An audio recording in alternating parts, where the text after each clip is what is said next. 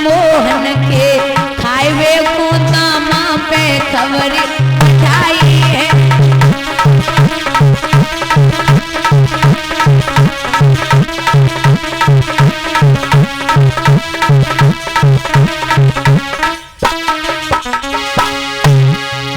शीला बोली ओरियाली शंकर को खूब मनाओ है।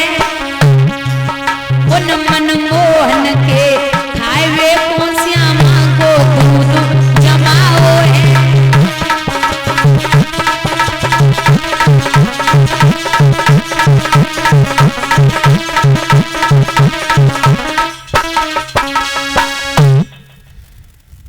आपस में बातें कर रही, बोली आज श्याम मेरे घर पे आवेंगे। दूसरी बोली आज मेरे घर पे आवेंगे। दूर से ही महाराज को बहू बैठी बैठी सब सुन रही। राधा बोली, वो ललिता बोली तुमने ना देखो का? बोली बहना हम का बताएं, कृष्ण की पीठ तो लिख पाई लेकिन चेहरा पे नजर ना पहुंची। इधर राधा गाय दोहवे के लिए भाई घरक में पहुंच गई। दूर से जब राधा को आत बहु देखो तो एक बोली ओरी दीदी राधा रानी आ रही है। दूसरी बोली हरे की दीवानी आ रही है।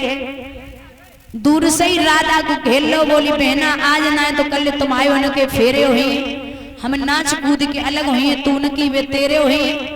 लेकिन जब तो बताए रहे भगवान को कौन से संदूका में बंद करके रखो है। राधा बोली तुम तो पागल हो। क्यों? भगवान किसी के बंधन में नहीं है। कीर्तन जिनका होता होगा होगी न कपट की चाल, जहां नाचते मिलेंगे ए ललिता यशोदानंदन गोपाल, वहां रखा होगा आराधन से प्रेम परोसा थाल, जहां झेमते मिलेंगे ए ललिता यशोदानंदन गोपाल, वहां भगवान हर जगह मौजूद है। भक्तों, क्योंकि राधा जितना भगवान से प्रेम करती थी, एक बार तो राधा ने गले में नौलखा हार पहन रखा था, तो भगवान आगे बढ़े और हार को छुएवे की कोशिश करी। तो राधा बोली श्याम सुंदर अगर ये हार टूट गयो ना तो याद रखना तुम इसकी कीमत नहीं दे पाओगे। चलो भगवान बोले मजाक है, कोई बात ना है। फिर हाथ लगाओ तो राधा बोली कन्हैया अगर ये हार टूट गयो ना तो तुम अपनी मैया यशोदा और बाबा को बेच के उनकी कीमत ना दे पाओ। भगवान को बड़ा खराब लगा और आए कि गोविंद घर पे पहुंचे। राधा को पता चली कि कृष्ण नाराज हो गए, तो राधा बेचारी भोजन पानी सब छोड़ दो और गोप भवन में लेट गई। काफी दिन हो गए। जब राधा नाय निकली तब तक वृषभान जी के यहाँ नारद जी का पदार्पण हुआ। नारद जी बोले दिखाई ना दे रही, कहाँ है राधा? तो बोले पता ना है। वृषभान बोले 1 महीना होगा ढंग से खाना ना खा रही, पानी ना पी रही, पता ना क्या बात है।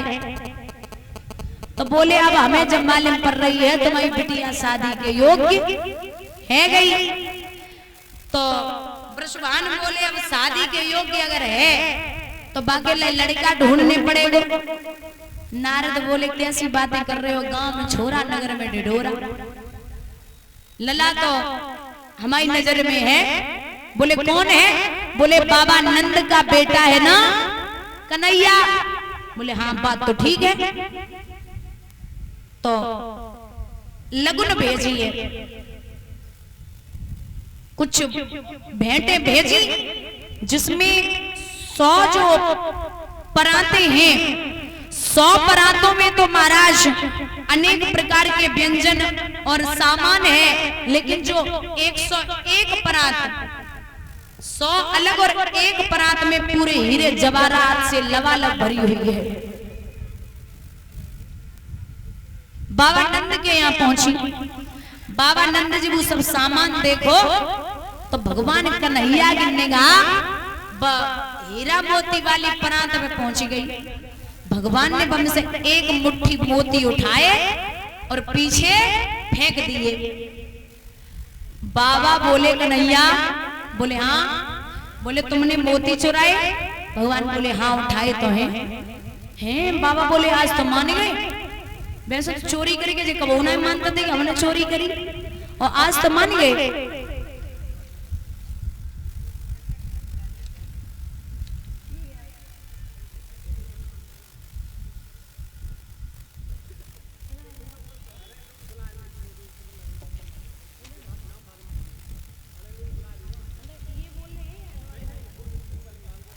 कलश वाली करने खड़ी हो जाए अंदर आके।